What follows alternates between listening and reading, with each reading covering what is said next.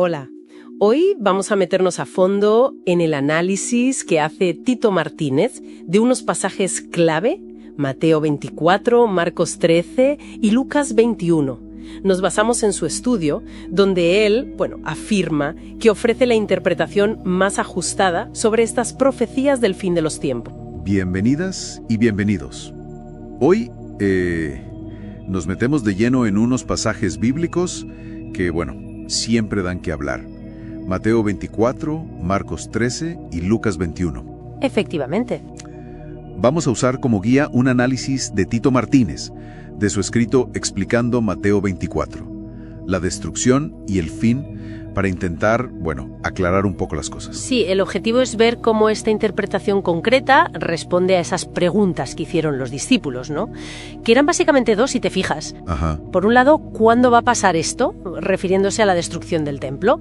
Y por otro, ¿qué señal habrá de tu venida y del fin de esta era? Son dos cuestiones. Exacto.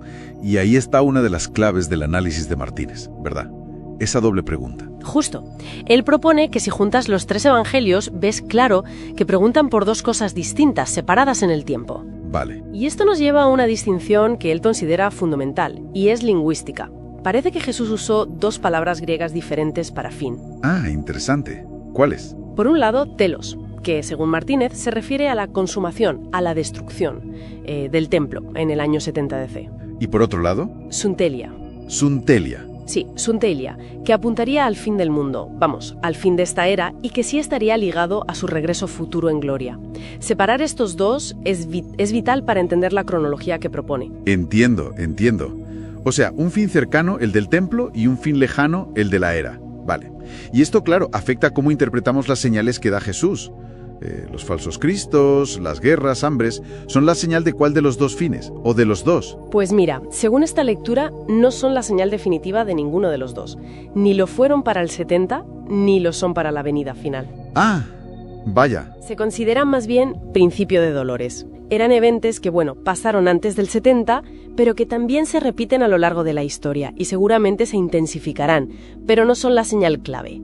No son el pistoletazo de salida ni para el telos del 70 ni para la Sunteleia futura. O sea, son como avisos previos. Algo así. De hecho, Martínez sugiere que algunas de estas profecías podrían tener un doble cumplimiento. Uno antes del 70 y otro más adelante o incluso en el futuro final. Vale. Si esas no fueron la señal clave para el 70 después de Cristo para la destrucción del templo, ¿cuál fue entonces? Y la famosa abominación desoladora. ¿Qué dice Martínez sobre eso? Pues aquí la interpretación es muy directa y se apoya mucho en Lucas. Ajá. Lucas 21:20, la abominación desoladora que mencionan Mateo y Marcos se identifica, según esto, con los ejércitos romanos rodeando Jerusalén. Ah, claro. Lucas lo dice explícitamente: cuando veáis a Jerusalén rodeada de ejércitos, sabed entonces que su destrucción ha llegado. La idea es desgranar un poco los puntos fuertes de este trabajo de Tito Martínez. Sobre todo, cómo mezcla él las tres versiones, para entender qué dijo Jesús exactamente. Eso es. La base del argumento de Tito Martínez es que si juntas los tres relatos, ves que los apóstoles hicieron como dos preguntas y pidieron dos señales diferentes. Una cosa era la señal para la destrucción del templo de Jerusalén. Ajá. Y otra distinta a la señal para la venida de Cristo y el fin de esta era, lo que llaman el fin del siglo. Tito Martínez, hay que diferenciar dos eventos y dos señales. ¿Y cómo ve él reflejado eso en los textos? ¿Dónde está la diferencia en las preguntas? Pues mira, Tito Martínez lo que señala es que Mateo es el único evangelio que recoge la pregunta sobre la señal de la venida de Cristo y el fin del siglo, la Sunteleia. Marcos y Lucas, en cambio, se centran más en el cuándo de la destrucción del templo. Vale. Entonces, para Tito Martínez, la pregunta completa que Jesús oyó y a la que respondió, pues incluía las dos cosas. Claro, si la pregunta era doble, la respuesta de Jesús también tendría que abordar ambas partes. ¿Qué usa Tito Martínez para, separar esas respuestas dentro del discurso? Bueno, una herramienta clave para él es una distinción en el griego original. Se fija en dos palabras distintas para fin. Por un lado está telos. Sí, que sale en Mateo 24.6, Marcos 13.7, Lucas 21.9, Y según Tito Martínez, esto se refiere al fin ligado a la destrucción del templo, en el 70 después de Cristo. Y por otro lado está Sunteleia, que solo usa Mateo en 24.3. Y esta palabra, Tito Martínez la conecta exclusivamente con el fin de la era actual, con la segunda venida. Entonces, esa abominación, cumplida, y la gran tribulación. Mateo 24:21 habla de una tribulación cual no la ha habido desde el principio del mundo, ni la habrá. ¿Eso también se cumplió ya en el 70? Sí, el argumento de Martínez es que esa descripción, que suena muy tremenda, ¿no?, se refiere de forma específica y completa a la calamidad que sufrió el pueblo judío en el asedio y la destrucción de Jerusalén. O sea, era hiperbólica pero referida a ese evento concreto. Eso es. Una catástrofe sin igual para esa nación, en ese contexto. Los cristianos, al haber huido antes por la señal de los ejércitos, se habrían librado de esa tribulación en concreto. No se ve aquí como una tribulación mundial futura. Vale, me queda más claro. Si la abominación y esa gran tribulación ya ocurrieron en el siglo I, volvemos a la segunda parte de la pregunta de los discípulos. ¿Cuándo viene la señal de la venida del Hijo del Hombre? Del fin de la era, de la Sunteleia. Pues esa señal, según este análisis, todavía no ha llegado. Vendrá después de otra tribulación distinta. ¿Otra tribulación? Sí, una futura, que se menciona en Mateo 24:29, justo después de hablar de la tribulación del 70. Martínez la diferencia y cree que se relaciona más con una persecución futura de la Iglesia. Y la señal definitiva del fin de la era, de la Sunteleia, no será algo ambiguo como guerras o rumores. ¿Será? Será la propia venida de Cristo, visible, gloriosa, en las nubes, como un relámpago que todos ven. Esa es la señal. Ya. Y en ese momento, ¿qué pasa con los escogidos que dice Mateo 24:31? Que los ángeles reunirán. ¿Quiénes son? ¿Los judíos? ¿La iglesia? Martínez argumenta que en todo el Nuevo Testamento los escogidos o elegidos son consistentemente los discípulos de Cristo, es decir, la iglesia. Vale. Y serán reunidos por los ángeles en el cielo, que él interpreta como la atmósfera, con la trompeta sonando, justo cuando Cristo regrese visiblemente en gloria. ¿Y cuándo ocurriría eso respecto a esa tribulación futura que mencionabas? Ocurriría después de esa tribulación futura que afectará a los creyentes. Así que esta reunión de los escogidos se interpreta como el arrebatamiento de la iglesia, pero situándolo post-tribuacional. Coincide con la segunda venida visible. No es un evento secreto previo. Entendido, post-tribulacional. Vale. Cada fin, dice él, tiene su propia señal. O sea, que esa diferencia entre telos y Sunteleia es fundamental en el análisis de Tito Martínez. Él también habla mucho de las señales. Guerras, hambres, terremotos, dice que ya se cumplieron, o... Correcto. Tito Martínez defiende que muchas de esas señales, los falsos cristos, las guerras, hambres, terremotos, incluso las persecuciones, tuvieron un primer cumplimiento histórico, antes del año 70, como un aviso, digamos, del telos, de la destrucción del templo. Y para eso cita a Flavio Josefo, el historiador, y también a Hechos de los Apóstoles. Vale, un cumplimiento previo. Pero, y aquí está lo importante de su visión, Tito Martínez sostiene que esas mismas profecías tienen también un cumplimiento posterior y más grande. Este ya estaría conectado con la Sunteleia, el fin de nuestra era. Ajá. De hecho, en su análisis, él llega a conectar Lucas 21:11, eso de terror y grandes señales del cielo, ¿sí? Con cosas como el terrorismo actual o incluso avistamientos de ovnis. Es una aplicación que hace Tito Martínez a eventos modernos. Vaya. Pero ojo, él dice que todo esto es principio de dolores, no es la señal final definitiva. Bueno, pasemos a un punto que siempre genera debate. La abominación desoladora de Mateo 24:15. ¿Cómo la identifica Tito Martínez en su estudio? Pues fíjate, Tito Martínez la identifica muy claramente usando Lucas 21:20, el de los ejércitos rodeando Jerusalén. Exacto. Para él, la abominación desoladora fue eso, los ejércitos romanos cercando la ciudad. Esa fue la señal en la tierra, la señal para huir de Judea, como dijo Jesús.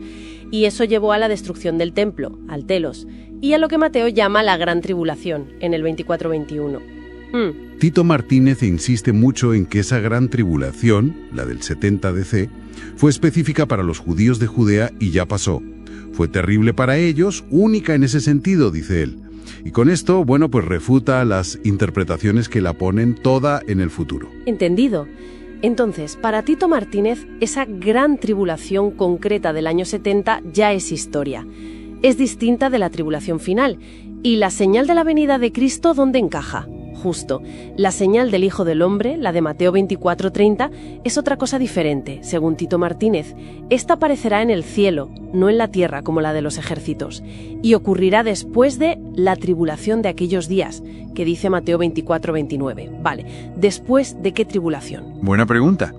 Tito Martínez argumenta que esta tribulación de aquellos días no es la del año 70. Se refiere a la persecución futura, a escala global, contra la Iglesia, la que menciona Mateo antes, en el 24:9, y que se detalla más en Apocalipsis. Ah, vale. O sea que según Tito Martínez el orden sería, primero una futura tribulación mundial para la Iglesia, Sí. luego la señal en el cielo y entonces ya sí, la venida visible de Cristo como un relámpago y la reunión de los creyentes en el aire. Exactamente. Y como él mismo recalca, esto choca frontalmente con la doctrina del rapto pretribulacional.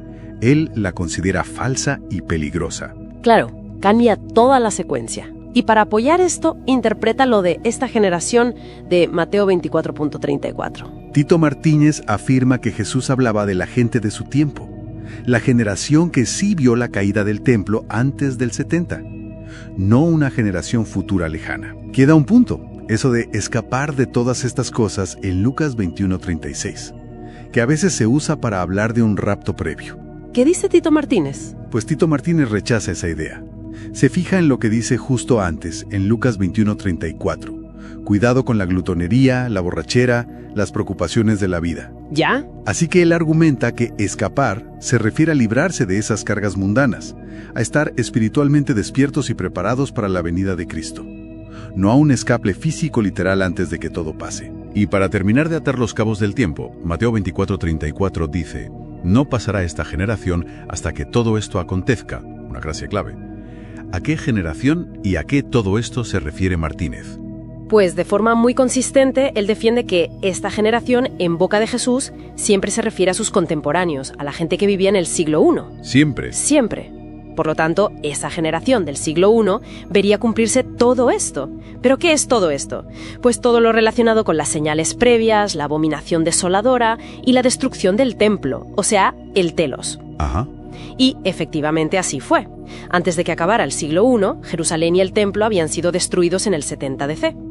Esa frase, por tanto, según Martínez, no incluiría la venida final en gloria, la Sunteilia, que es para el futuro. Bien, creo que el esquema queda claro. Resumiendo la perspectiva de Tito Martínez que hemos visto, una distinción muy marcada. Por un lado, eventos del siglo I, centrados en Jerusalén, el templo, la señal de los ejércitos, la tribulación específica para los judíos, el telos. Todo eso cumplido. Exacto. Y por otro lado, eventos futuros. Otra tribulación para la Iglesia, la venida visible y gloriosa de Cristo como señal final y la reunión de los creyentes en ese momento, la Sunteleia, aún por venir. Justo eso. La clave de su lectura es no mezclar esos dos marcos temporales, apoyándose en el texto y, bueno, en esas palabras griegas. La venida gloriosa y el arrebatamiento son futuros y ocurren después de una tribulación para la Iglesia, no antes ni en el 70. Creo que hemos cubierto los puntos principales del análisis de Tito Martínez sobre estos capítulos. Su enfoque se basa mucho en separar lo que pasó en el 70 DC de lo que aún tiene que pasar con la segunda venida. Y usa la comparación de evangelios y el griego para ello.